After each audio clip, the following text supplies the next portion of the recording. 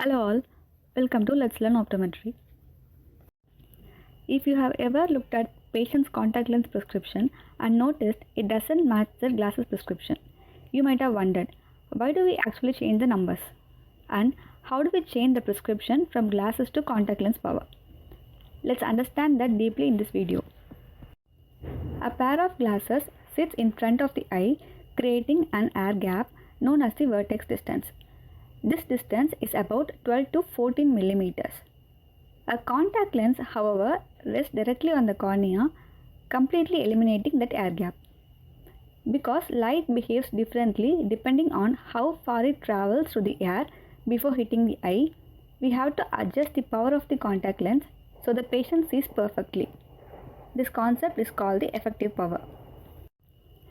Let's look at a practical example. During your refraction, you find that a myopic patient requires a correction of -5 diopters. This measurement is taken inside the phoropter or a trial frame, which sits at a standard vertex distance of 14 millimeters away from the eye. If the patient wants glasses, your job is simple. You just prescribe a -5 diopter spectacle lens. But what if the same patient wants contact lenses?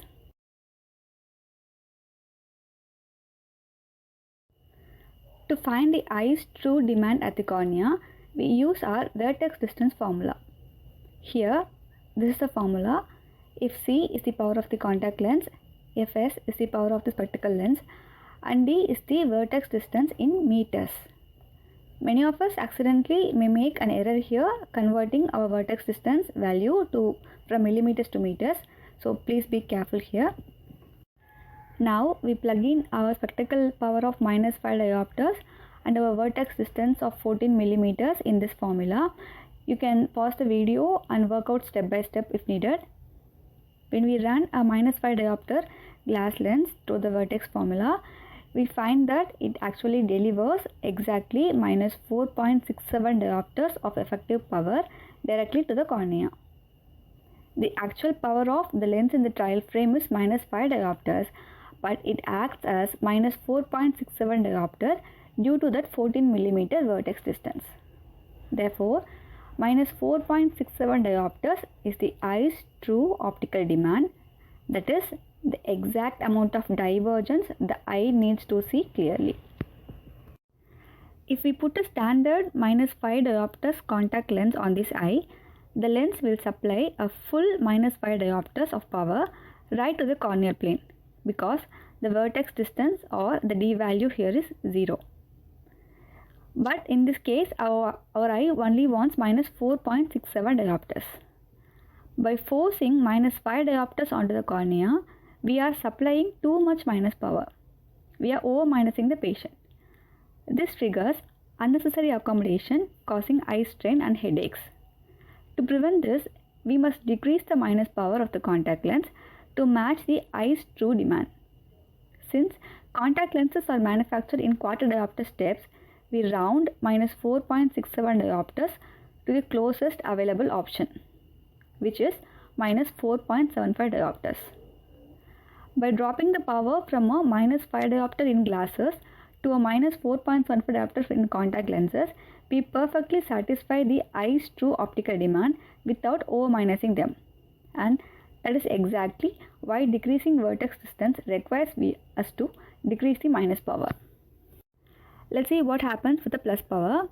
Again, the same procedure. Here the actual demand is plus 5.37 diopters.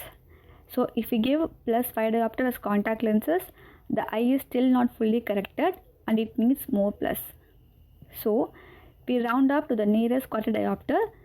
So we can give either plus 5.25 or plus 5.50, because 5.37 is the middle of 5.25 and 5.50. In these kind of situations, we can choose based on our patient's real world needs. If they are an older patient or someone who demands crisp, sharp distance vision for driving, we can choose plus 5.25 to avoid overplussing them. But if they are younger hyperope, struggling with heavy eye strain and fatigue from computer work and all, we can give them plus 5.50 to relax their accommodation and give their eyes maximum relief. Now let's see how to convert contact lens power from spectacle lens power. Now practically speaking, when you are standing in a busy clinic with patients waiting, you do not need to pull out a calculator and solve the vertex formula by hand every single time.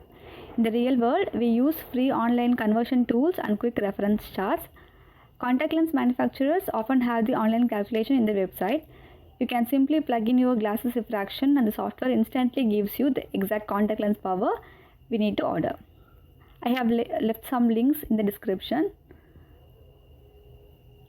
And for spectacle power which is less than 4 diopter, vertex distance conversion is not necessary because the numbers are clinically insignificant. So you can try out any power less than 4 diopters and tell me in comments what value do you get and why it is not considered significant. To summarize, we convert contact lens power if the spectacle lens power is 4 diopters or more. For minus lens, the contact lens power reduces, and for plus lens, the contact lens power increases. Now we understood how to convert contact lens power from spectacle lens power for spherical refractive errors.